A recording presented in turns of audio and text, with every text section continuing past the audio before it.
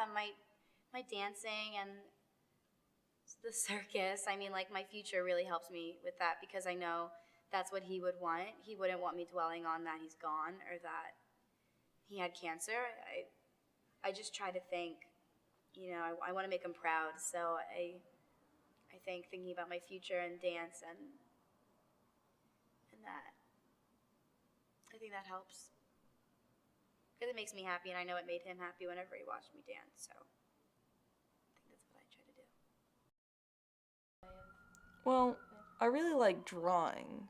I mean, I'm a writer, but drawing just gets things out more because usually it takes more time, depending on what you're doing, whether it's like, because I would draw her sometimes too, and that would make me feel better. Like back when she was healthy. My auntie. Why? Cause she had it, but like I don't know if she still has it now, or if it's just like her health that's messed up now. Mm-hmm. Like she's sick, but like I don't know if it's because of the kids. We don't really like talk about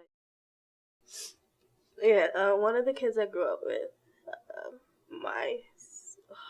last year, it came back, and he had it in his like with him like when I moved to South Jersey, like he was one of the kids I grew up with.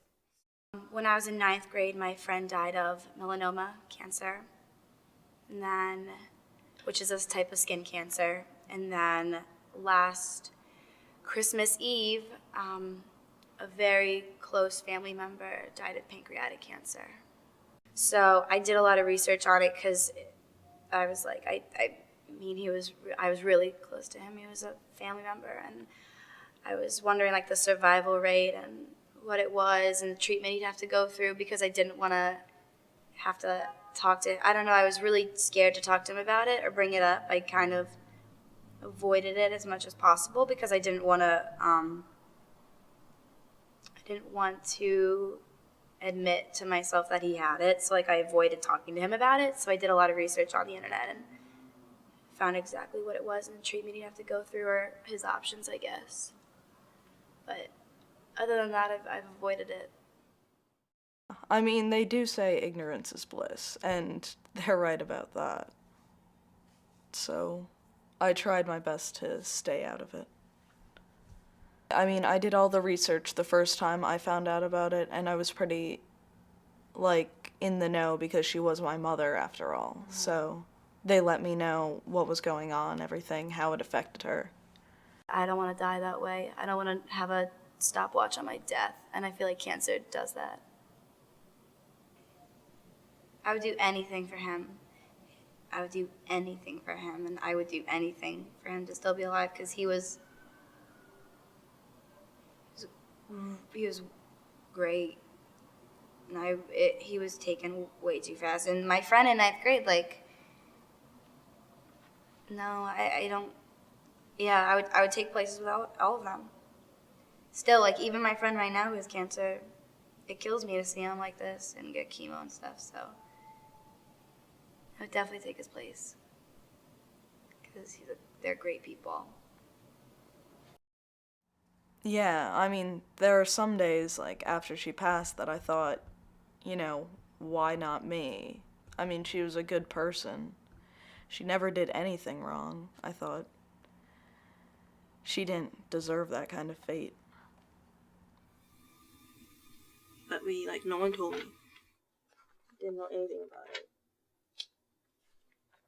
Like, cancer was not brought up. Like, the word cancer was not brought up. Like, I think I heard, them overheard them talking about it. So it was like, I don't know. Yeah. I imagine every day I imagined what he was going through because I saw him every day, and it wasn't until I would say 3 months into his diagnosis that he started looking sick, and that's when I really started feeling it. Like I started feeling tired, and I didn't have any motivation to do anything. I mean, she'd always tell me she was fine, but by the end she could barely walk. So I would think about that all the time, like what would happen if I was completely helpless and if I was alone. I mean, I was away at school, so it's not like I could really help her as much as I was the first time. Of course, my grades did suffer a bit because it's not like I could just put that behind me or on the back burner. I thought about it all the time. Like, I've always been like that, just like worrying about others. So it's like, so like having someone that I actually knew, like, get sick, or it was like really scary because he would have graduated the next year, the following year.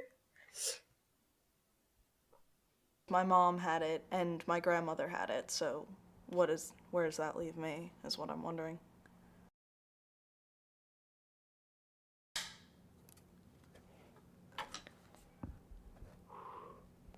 I think of my aunt, and then I think of my other aunt, and then I like start thinking of my cousins, how they are like kids like me, and like that I'm having such a hard time dealing with it, and then I think like how hard of a time they are gonna, like they must just have it so much harder, and so I think about like being strong for them, but like it's almost like it's near impossible for me to be any stronger than I am right now. At my weakest moments, I did like question why so much was put on me. Like, is it gonna stop me from what I'm, like, I always just worry if it's gonna stop me from like achieving my goals and my dreams. Like, I don't think I can deal with someone else like having to fight it. And like, also, it's like slowly but surely tearing apart like my family. And so I think that's what scares me about it most is like there is rarely like a good outcome from it. It's like you can almost never go back to the way you were before, and I don't even remember the way my life was before like cancer started to affect us. So I think I'm scared for my family more than anything. Because when I was with her the other weekend, when I was like, just like I could see like the looks that she was giving all of us. Like she was absorbing every moment. I think it was so easy to be with my aunt this weekend just because I had a camera in my hand the whole time. Like I could capture everything going on around me, and that's what helps. I have such big dreams to like make it so far in the film business, and like that helps me take my mind off it.